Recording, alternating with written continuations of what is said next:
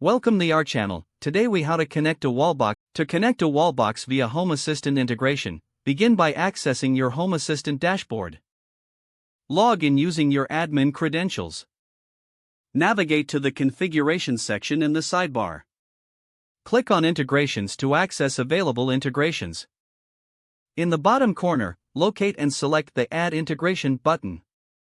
Search for Wallbox in the integration search bar. Click on the Wallbox integration to initiate the connection process. When prompted, enter your Wallbox account credentials. After entering your credentials, click on the Submit button. Home Assistant will begin to connect to your Wallbox account.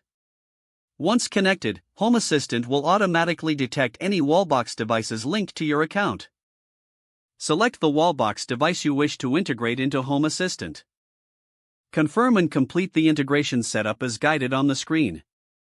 After setup, navigate back to your Home Assistant dashboard. You should now see your Wallbox device listed in the overview. To customize your Wallbox settings, click on the Wallbox entity. Explore available options to configure charging schedules and preferences. Save any changes and return to your dashboard to monitor your Wallbox activity. You have successfully connected your Wallbox via Home Assistant integration. Enjoy the benefits of automated control and monitoring of your electric vehicle charging. If the page does not load, refresh the browser or try again in a private or incognito window. Make sure you are using the correct email address, then retype it carefully to avoid small typos. If your password is not accepted, use the reset option and create a new strong password you can remember.